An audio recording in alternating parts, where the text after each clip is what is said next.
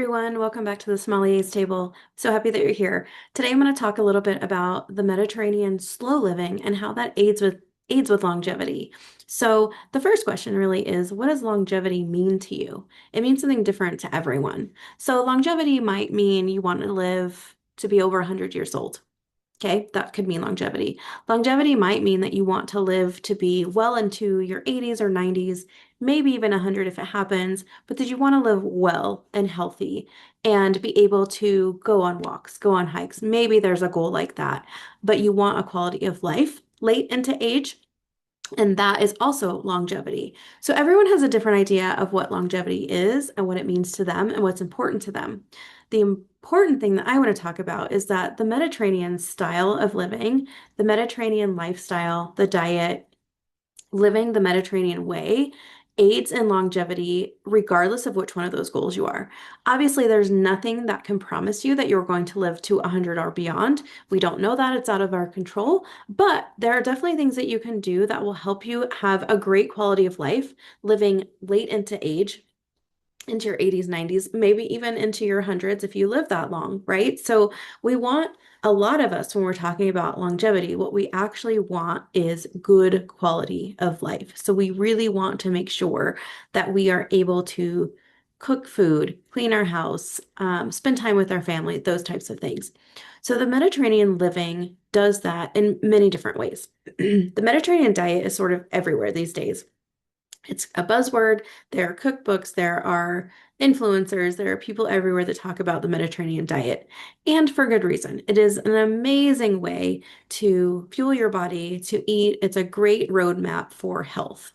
It's studied widely. My own dissertation was actually done on the Mediterranean diet and its effects on women with Hashimoto's, which, if you don't know, Hashimoto's is a thyroid autoimmune condition. So it is very, very widely studied and very positively studied. People learn a lot of things about the Mediterranean diet. One of those things, and in recent studies just now in 2026, is that it also helps with longevity, which includes cardiovascular health, metabolic health, skin, hair, basically, you name it, it helps with that. The anti-inflammatory effects of a Mediterranean diet are one of the most heavily studied and the most important when we talk about longevity and quality of life later into life. So, why does the Mediterranean living do that? Several different things. One, Mediterranean diet and living focuses very heavily on seasonal foods, local foods, slowing down, reducing stress, taking time to enjoy your meals with friends, families, neighbors, coworkers, whoever that might be that you want to spend time with. Really taking the time to stop and smell the roses, so to speak, to slow down and enjoy all of the things around you. And that's something that we have kind of lost as a society, is that ability to slow down and do those things. So Mediterranean living really benefits its support and longevity to the food that it eats and to the lifestyle that it warrants. So seasonal food, why does that matter? Seasonal talks about what's in season. If you eat a tomato in the summer when they're in season, where you are locally, and everybody's climate's different. So if they're in season where you are locally and you're eating tomatoes strictly in the summer, they are the most nutrient dense, flavorful, nutritious, all of the things you want a tomato to be in that time frame. Now, we live in a world that's amazingly globalized, which is fantastic. We can have tomatoes even in the winter, all time of year, because places that are warm when it's winter for us are able to grow those tomatoes, ship them long distances so that we are able to still enjoy them. The problem then arises that while those tomatoes might still be delicious and you can still enjoy tomatoes in the winter, they've lost a lot of their nutritional density, their flavor, what makes them really beautiful in that transport. So that's why seasonality is really important. Those of us who, when fall comes, for instance, are suddenly craving soups or squash or warm meals. Maybe there's a specific type of food in the fall when the wind starts getting really crisp and the weather cools down a lot that you really look for or crave. The reason for that is, yes, nostalgia. A lot of times it's based off of what our grandmother or mother fed us during those time periods. And so that nostalgia creeps in and we want that. But actually, it's much deeper than that. The reason we want those things when the weather changes is because our bodies instinctually start craving foods for that season. So our body understands instinctually and naturally seasonality. So it knows that the weather has cooled down, it's started to feel different outside. Different foods are now going to grow and thrive in that weather. And so then our body starts craving those foods so that we want to eat seasonally. So it's something that our body innately knows how to do. We've just forgotten how to do it because we live in a world where everything is available all the time. And so in the Mediterranean living, they really focus a lot on seasonality.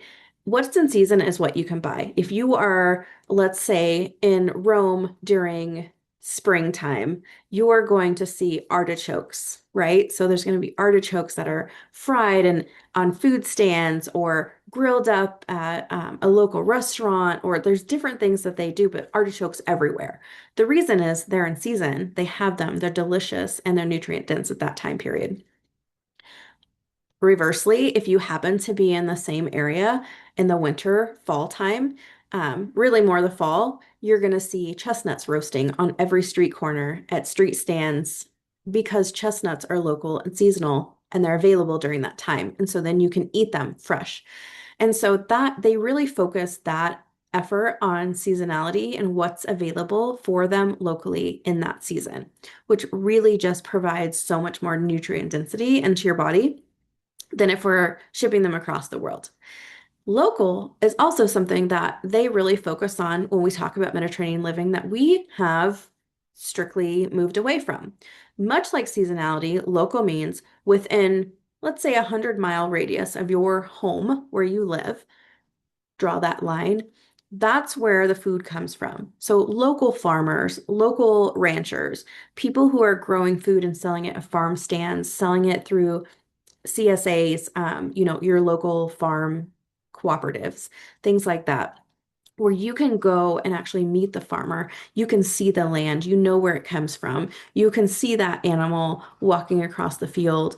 Those types of things, really understanding where our food comes from, understanding the land that it's grown on, knowing those farmers, knowing the people who are growing, producing, and selling you that food is something that is very strictly followed in Mediterranean living. It's something that they really pride themselves on, knowing their butchers, knowing their bread maker, knowing where the wheat came from, knowing exactly where that bunch of vegetables or produce came from, knowing they could drive down the street, go see that farmer they're friends with, and get more food from them.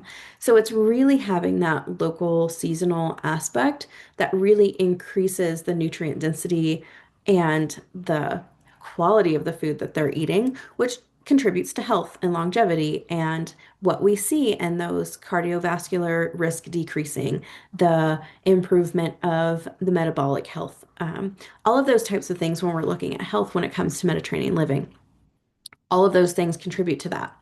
Now, the slow pace of Mediterranean living also contributes. So we can't talk about the food without also talking about the lifestyle because the two actually go hand in hand and both together are really what boost that longevity in people, right? So I happen to travel to Italy several times a year for business purposes. And I see people well into their 80s and 90s walking long distances to the grocery store, oftentimes up very steep hills that I see young people struggling to walk up. Lots of stairs, lots of cobblestones. They walk to the grocery store. They buy their groceries from the market, from the produce stand, from wherever it is they're going, from the butcher shop. And I see them carry bags of heavy groceries back up those hills to their houses. They aren't struggling. They aren't asking for help. They aren't using carts. They aren't using cars. They're carrying it with their hands in their 80s and 90s, long distances back home to be able to cook with. It's important to them. They want to go. They want to have that walk. They want to go get their local food from their friend who runs and owns the farm stand, those types of things. So there's a community in that where they run into their neighbors and have conversations. They talk to the person at the farm stand. They talk to the person at the market. They're friends with their butcher. They have a conversation. There's community there and being able to see and communicate with those people on a daily basis. Then there's the exercise portion that's just built into the day of walking to the market, walking to the butcher shop, walking to the farm stand, um, carrying those things. They're not going to the gym. They don't have gym memberships. They're not signing up for 5, 10 marathons, all of those 5Ks or whatever. They're not signing up and paying for that. They're not paying for a gym membership. It is innately built into their life. They are walking places on purpose. They are walking to the store. They are carrying their groceries and their goods back to their home. These are things that they are doing every day unconsciously because it's part of their life and because they want to. That's something that we often in the United States, especially, don't take the time to do. Maybe it's too far. Maybe we have to get in the car because it's way too far to walk to the market. Maybe we don't walk anywhere because it's hot outside or it's raining or whatever. They don't care about any of that. Summer, they're walking. Winter, they're walking. Snow, they're walking. Rain, they're walking. That is just part of their life. They are out there doing these things. The other thing is they almost all have some sort of activity, some form of garden. If you see patios, they'll often have beautiful tomato, lemon, olive trees, whatever it might be on their patios that they're gardening and they're out there in it working the soil, those types of things. Then there's also the beautiful olive groves that are happening. So those are being tended to. The wineries with all of those beautiful grape trees, those are being tended to. So again, another part of life where they're outside, they're in the soil, they're moving around, they're moving their bodies. They don't need a gym membership. They don't need to lift weights. It's inherently part of their life. But with all that being said, it sounds like, oh my God, that's a lot of work. They're doing all this stuff and that's a lot of energy and it's a lot of effort.